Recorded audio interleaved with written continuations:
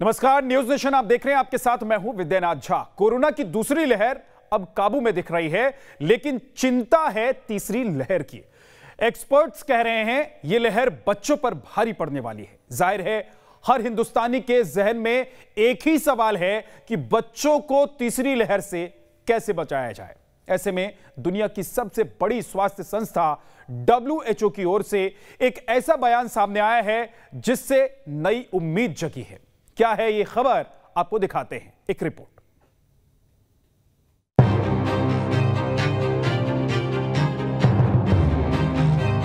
देश में कोरोना की दूसरी लहर का पीक निकल चुका है, लेकिन वायरस की इस लहर ने जो तबाही मचाई उसकी उम्मीद किसी को भी नहीं थी। अगर मई के पहले 21 दिनों की बात करें तो देश में रिकॉर्ड 71.3 लाख लोग कोरोना वायरस से संक्रमित हुए, जबकि 83,721 लोगों की मौत हो गई। हालांकि अब कोरोना के मामलों में गिरावट दर्ज की जा रही है और देश में अब तक करीब 19.5 करोड़ वयस्कों को वैक्सीन की डोज दी जा चुकी है। लेकिन चिंता अब कोरोना की तीसरी लहर को लेकर है, जिसकी आशंका और कोई नहीं, देश के प्रमुख वैज्ञानिक सलाहकार के विजय राघवन जता चुके हैं। एक्सपर्ट के मुताबिक कोरोना की इस लहर में वायरस के टारगेट पर बच्चे होंगे, लेकिन इन सब के बीच दुनिया की सबसे बड़ी स्वास्थ्य संस्था WHO के एक बयान से नई उम्मीद दिखी है। वर्ल्ड हेल्थ ऑर्गेनाइजेशन के चीफ साइंटिस्ट सौम्या स्वामीनाथन का कहना है कि हिंदुस्तान में बन रही नाक से दी जाने वाली वैक्सीन इसमें गेम चेंजर साबित हो सकती है। भारत में जिन नाक से दी जाने वाली वैक्सीन पर काम हो रहा है वो बच्चों के कोरोना से बचाव के लिए गेम चेंजर साबित हो सकती है। इसको आसानी से लगाया जा सकेगा और साथ ही ये उनके फेफड़ों को भी बेहतर इम्यूनिटी प्रदान करेगी। मुझे उम्मीद है कि जल्द ही हमारे पास बच्चों के लिए भी वैक्सीन होगी। नाक से दी जाने वाली वैक्सीन के बहुत सारे फ़ायदे हैं। एक तो ये है कि इसके लिए कोई इंजेक्शन नहीं लगाना पड़ता है, तो इसको जल्दी बहुत सारे लोगों को एडमिनिस्टर कर सकते हैं। इसके अलावा ये इससे लोकल इम्यूनिटी प्रोड्यूस होगी, मतलब आप नाक में वैक्सीन देंगे तो नाक में, गले में जिस जगह से कोरोना वायरस हमारी बॉडी में एंटर करता है उस जगह पे ये लोकल इम्यूनिटी प्रोड्यूस करेगी। तो उससे जो खुद को इन्फेक्शन होने के या दूसरों को फैलाने की पॉसिबिलिटी भी कम होगी, और ऑब्वियसली जो दूसरी वैक्सीन्स के फ़ायदे हैं वो तो इसमें होंगे ही। तो इसलिए ये गेम चेंजर कहा जा रहा है। WHO की चीफ साइंटिस्ट सौम्या स्वामीनाथन ने जिस नेजल वैक्सीन की बात की है उसका स्टेटस क्या है ये जानना भी जरूरी है। 5 मई को WHO ने इसे लेकर जो जानकारी दी उसके मुताबिक कुल 7 इंट्रानेजल वैक्सीन पर काम जारी है। इनका clinical trial Britain, America, Bharat, चीन जैसे देशों में जारी है। स्वदेशी इंट्रानेजल वैक्सीन की बात करें तो इस पर हिंदुस्तान में भारत बायोटेक और सीरम इंस्टीट्यूट काम कर रहे हैं। ये वो 2 कंपनियां हैं जिनकी बनाई गई कोवैक्सीन और कोविशील्ड आज की तारीख में हिंदुस्तानियों के लिए संजीवनी साबित हो रही है। भारत बायोटेक अपनी BBV154 नेजल वैक्सीन की 10 करोड़ डोज दिसंबर तक बना सकता है। वैक्सीन का क्लिनिकल ट्रायल जारी है। कंपनी का दावा है कि BBV154 वैक्सीन वायरस की एंट्री पर इम्यून सिस्टम के जरिए रिस्पांस दिलाने में कामयाब होगी और ये वैक्सीन बच्चों और वयस्कों दोनों के लिए कारगर साबित हो सकती है। वहीं सीरम इंस्टीट्यूट सिंगल डोज वाली कोविवैक वैक्सीन पर काम कर रही है। सीरम इंस्टीट्यूट ने इसको लेकर अमेरिकी कंपनी कोडाजोनिक से समझौता किया है। सिंगल डोज वाली इस नेजल वैक्सीन के पहले चरण का क्लिनिकल ट्रायल जारी है। कंपनी का दावा है कि इसके जरिए कोरोना के कई स्ट्रेन के खिलाफ इम्यूनिटी हासिल होगी। इसके आने की उम्मीद कब तक है, तो जैसे आप देखिए जो भारत बायोटेक है जो कोवैक्सीन बनाती है उनके फेज़ 2 फेज़ 3 ट्रायल्स शुरू हो गए 1-2 हफ्ते पहले। इसी तरह से सीरम इंस्टीट्यूट का भी फेज़ 1 ट्रायल ऑन गोइंग है। तो प्रोबेबली आप सोच सकते हैं सब ठीक रहेगा तो अगले साल के शुरू में जनवरी 2022 या जनवरी से जून 2022 में ये वैक्सीन्स ऑलरेडी मार्केट में आ जाएंगी। उससे पहले भी आ सकते हैं अगर ट्रायल्स कंप्लीट हो गए और सक्सेसफुल हुए तो। अब ये समझिए कि नेजल स्प्रे वैक्सीन को क्यों गेम चेंजर कहा जा रहा है। दरअसल इस वैक्सीन के कई फायदे हैं। सबसे बड़ा फायदा ये कि इससे इंजेक्शन और उससे होने वाले इन्फेक्शन का खतरा खत्म हो जाता है। साथ ही वैक्सीन बच्चों को दिया जाना बेहद आसान है और इसे कहीं भी दिया जा सकता है। नेजल वैक्सीन बच्चों के वैक्सीनेशन ड्राइव में गेम चेंजर साबित हो सकती है, क्योंकि तीसरी लहर में बच्चों पर कोरोना संक्रमण का खतरा ज्यादा होगा। ऐसा इसलिए कहा जा रहा है क्योंकि तीसरी लहर तक देश में ज्यादातर वयस्क लोगों को वैक्सीन की पहली डोज लग जाएगी। ऐसे में ये लोग बच्चों के मुकाबले ज्यादा सुरक्षित रहेंगे।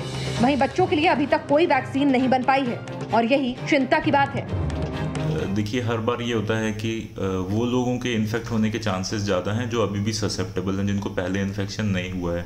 तो जिस तरह से हमारे बच्चे जो घरों के उन सबको अभी घरों में रखा गया है, स्कूल्स ओपन नहीं हैं, खेलने पे पाबंदी है, तो वो उनको इन्फेक्शन ज़्यादा नहीं हो पाए हैं अभी तक।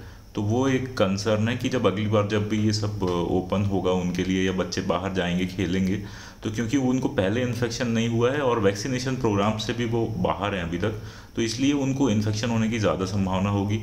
और अगर ज़्यादा मात्रा में इन्फेक्शंस होंगे तो उसकी सीवियरिटी या कॉम्प्लिकेशंस का भी नंबर ज़्यादा होगा। तो ये बेसिक कंसर्न है। कोरोना की दूसरी लहर में वायरस के खिलाफ जंग में हिंदुस्तान को जीत मिलती दिख रही है। दूसरी लहर कमजोर पड़ी है और इसकी एक बड़ी वजह टीकाकरण अभियान भी है। ऐसे में उम्मीद की जानी चाहिए कि नाक से दी जाने वाली वैक्सीन जल्द से जल्द बाजार में आ जाए, जो न बच्चों को देने में भी आसानी होगी बल्कि वैक्सीनेशन की रफ्तार को भी तेज करेगी। Team news nation.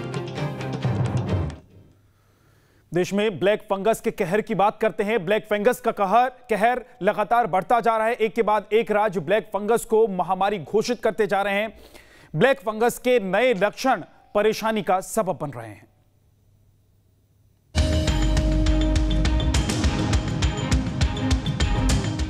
आंत में संक्रमण, ब्रेन में इंफेक्शन।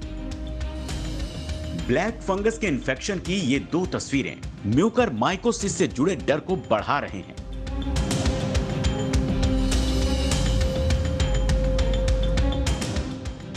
शहर शहर ब्लैक फंगस का कहर देखने को मिल रहा है।